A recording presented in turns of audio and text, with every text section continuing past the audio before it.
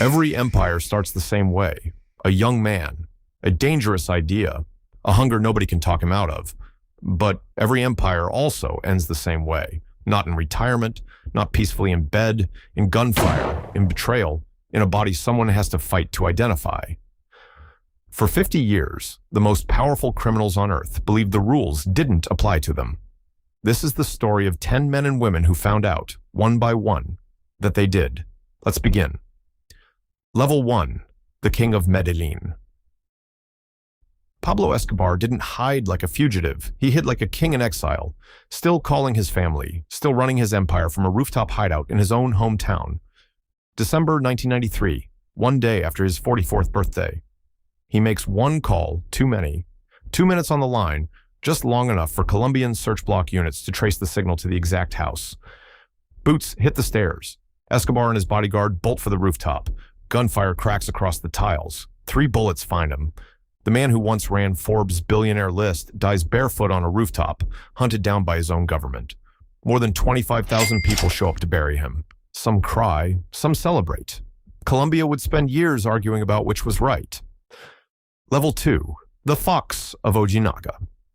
Long before Escobar's fall, another king ruled a different kind of border. Pablo Acosta Villarreal controlled 200 miles of smuggling routes along the Rio Grande. They called him the Fox of Ojinaga. April 1987. Mexican federal police, backed quietly by the FBI, fly helicopters into the tiny village of Santa Elena. Acosta doesn't run. He digs in. For a full hour, gunfire echoes through a village of 300 people. When it stops, the Fox is dead, one of the first cartel bosses to fall in a war that was only just beginning. Level 3, the successor. Every time a king falls, someone is already waiting to take the crown. Rafael Aguilar Guajardo steps into Acosta's empire almost overnight.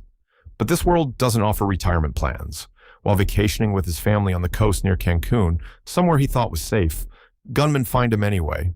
He's shot dead far from the deserts and border towns he built his fortune on. His own protege is already waiting in the wings. His name is Amado Carrillo Fuentes, Level 4, the Lord of the Skies.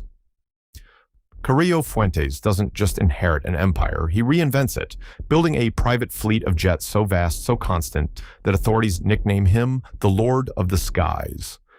By the mid-1990s, he's worth billions, but billions can't buy invisibility. To disappear from the DEA for good, he checks into a Mexico City hospital under a fake name for 8 hours of extensive plastic surgery. His heart stops on the operating table. He never wakes up. Months later, the surgeons who performed the procedure are found dead, sealed inside oil drums. Even in death, the Lord of the Skies leaves nothing but silence behind him. Level 5, the Enforcer.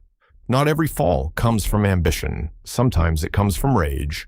Ramon Arellano Felix, the Tijuana cartel's most feared enforcer, travels to the coastal city of Mazatlan in February 2002. Not to hide, but to kill a rival. A routine traffic stop gets in his way. He draws his weapon first. The officer doesn't hesitate. The man who built his reputation on other people's deaths becomes another statistic in a war he thought he was winning. Level 6, the Boss of Bosses. By December 2009, Arturo Beltran Leyva has earned a nickname few dared to say without fear: El Jefe de Jefes, the Boss of Bosses. 200 Mexican Marines surround his apartment complex in Cuernavaca. Grenades fly. Gunfire lasts nearly 2 hours. When it finally stops, Beltran Leyva lies dead alongside several of his men. One of his own bodyguards chooses to end his own life rather than surrender. The Boss of Bosses answers to no one, except in the end to this. Level 7, the King of Crystal. 7 months later, in a quiet Jalisco suburb, soldiers close in on Ignacio Nacho Coronel, a founding member of the Sinaloa cartel, known as the King of Crystal, for his grip on the methamphetamine trade. He doesn't go quietly. He kills one soldier before he's shot in the head. Inside his safe house, authorities find millions in cash, untouched jewelry, weapons he never got to use, all of it suddenly worthless. Level 8, the Godmother. Some legends outlive their own violence until they don't. Griselda Blanco pioneered the smuggling routes that later made men like Escobar famous. They called her the Godmother of cocaine. After 20 years in an American prison, she returns to Colombia hoping to live quietly. For 8 years, she almost does.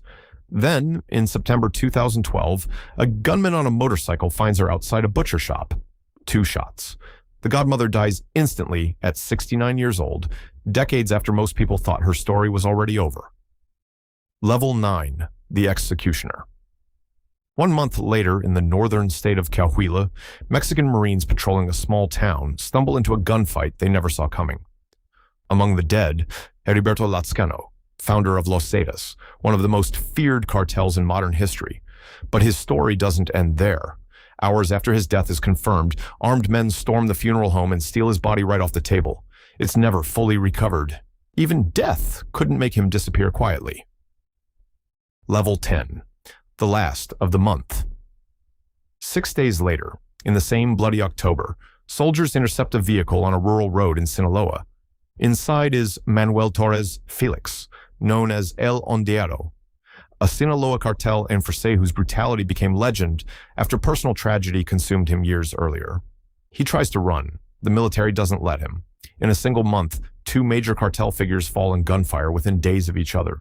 The pattern doesn't slow down. It never really does.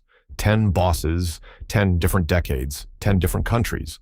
But look closely, and it's really only one story, told again and again. A raid, a betrayal, a body someone has to fight just to keep. The power these men and women built was never really theirs to keep. It was borrowed on a clock that was always running out.